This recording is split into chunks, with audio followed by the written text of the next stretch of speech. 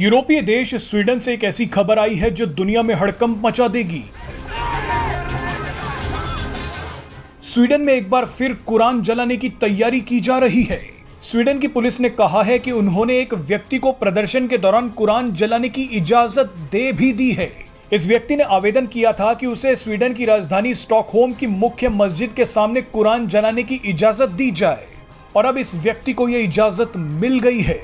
यह व्यक्ति पहले भी कुरान जलाने की कोशिश कर चुका है, लेकिन सबसे बड़ा सवाल है कि स्वीडन में इस व्यक्ति ने कुरान जलाने की इजाजत क्यों मांगी है और यह व्यक्ति कौन है।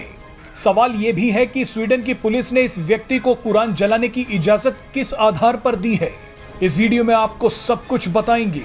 दरअसल ये पूरा विवाद नाटो संगठन के विस्तार से जुड़ा है। रूस यूक्रेन युद्ध के बाद से ही नाटो के विस्तार की बात की जा रही है। इसी कड़ी में फिनलैंड और स्वीडन नाटो के सदस्य बनना चाहते थे, लेकिन तुर्की ने फिनलैंड और खास तौर पर स्वीडन के नाटो में शामिल होने का विरोध किया। हालांकि तुर्की ने कुछ समय बाद फिनलैंड को नाटो में शामिल होने की इजाजत दे दी। फिनलैंड नाटो का 31वां सदस्य बन भी गया, लेकिन स्वीडन का मामला अभी तक अटका हुआ है। तुर्की का कहना है कि स्वीडन कुर्द आतंकवादियों को समर्थन देता है। तुर्की कुर्द आतंकवादियों को अपना दुश्मन मानता है, इसीलिए तुर्की स्वीडन को नाटो में शामिल होने की इजाजत नहीं दे रहा। आपको बता दें कि किसी भी देश को नाटो में शामिल होने के लिए सभी नाटो सदस्य देशों की मंजूरी चाहिए होती है, लेकिन तुर्की स्वीडन को मंजूरी नहीं दे रहा। इसी के बाद से स्वीडन में तुर्की के खिलाफ विरोध प्रदर्शन बढ़ गए। तुर्की का इस्लामिक देश होने की वजह से इन विरोध प्रदर्शनों ने धार्मिक एंगल भी ले लिया। जनवरी में स्वीडन की राजधानी स्टॉकहोम में तुर्की दूतावास के सामने कुरान जला दी गई, जिसके बाद शहर में दंगे जैसा माहौल हो गया। कई मुस्लिम देशों ने इसका विरोध किया। स्वीडन पुलिस ने कुरान जलाने वालों पर एक्शन लिया और विरोध प्रदर्शनों में कुरान जलाने पर बैन लगा दिया। लेकिन अब स्वीडन में साल्वन मोमिक नाम के एक शख्स ने बकरीद के दिन मस्जिद के बाहर कुरान जलाने की मांग की है। स्वीडन में यह विरोध अचानक इसलिए उठा है क्योंकि जुलाई के महीने में नाटो की एक बड़ी बैठक होने वाली है।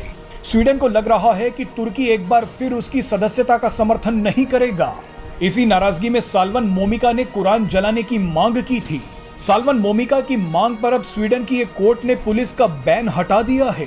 इसका सीधा मतलब यह है कि कोर्ट ने इस शख्स को स्वीडन की राजधानी स्टॉकहोम की एक मस्जिद के सामने कुरान जलाने की इजाजत दे दी है। कोर्ट के आदेश के बाद अब पुलिस ने भी इस शख्स को कुरान जलाने की इजाजत दे दी है।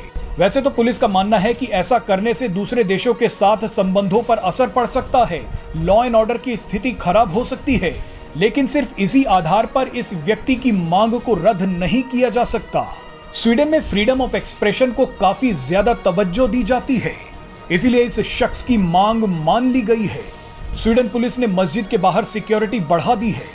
इस शख्स ने कुरान जलाने के लिए बुधवार का समय मांगा था।